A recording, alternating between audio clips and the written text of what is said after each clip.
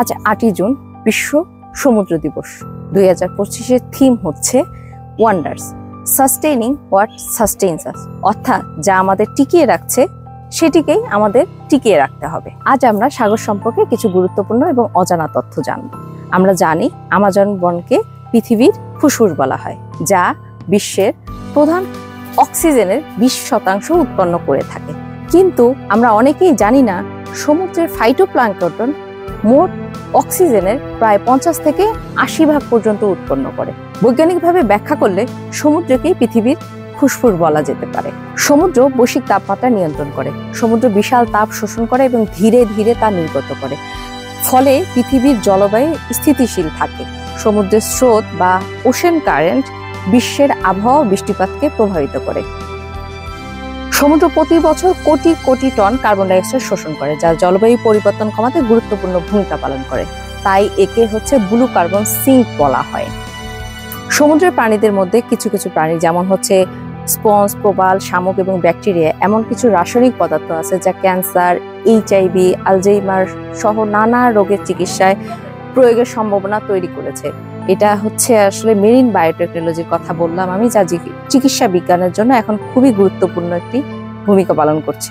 সমুদ্রের ঢেউ, স্রোত এবং জোয়ার ভাটাকে কাজে লাগিয়ে মেরিন রিনিউয়েবল এনার্জির উৎপন্ন করা যায়। ভবিষ্যতে সবুজ শক্তির সবচেয়ে বড় উৎস হিসাবে সমুদ্রকে কিন্তু দেখা হচ্ছে।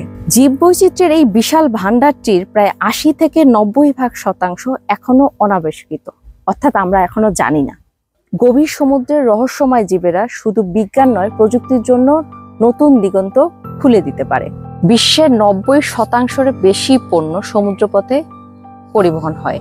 অর্থনীতির গতি নির্ভর করে নিরাপদ ও কার্যকর সমুদ্র পরিবহনের উপর। গবেষণায় দেখা গেছে সমুদ্রের ঢেউয়ের শব্দ, নীল দৃশ্যপট ও উপকূলীয় বাতাস মানসিক চাপ কমাতে ও মস্তিষ্ককে প্রশান্ত করতে সাহায্য করে।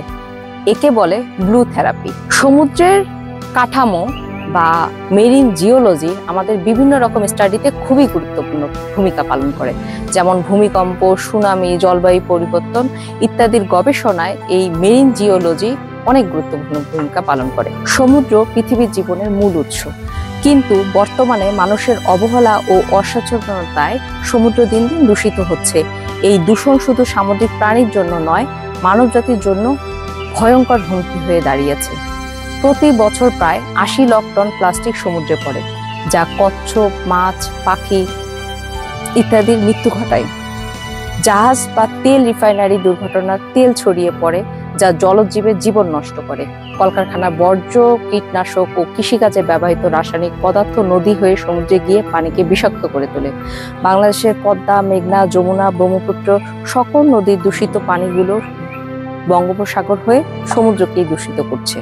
আমাদের জন্যই আসলে আমাদের সমুদ্রকে বাঁচাতে হবে। আমাদের অস্তিত্ব টিকিয়ে রাখতেই আসলে সমুদ্রকে টিকিয়ে রাখতে হবে। সমুদ্র শুধু একটি জলাধার নয়, এটি জীবনের মূল স্তম্ভও বলা যায়। এটি আমাদের যেমন অক্সিজেন দেয়, খাদ্য দেয়, আবহাওয়া নিয়ন্ত্রণ করে, আবার জীববৈচিত্র্যকেও রক্ষা করে।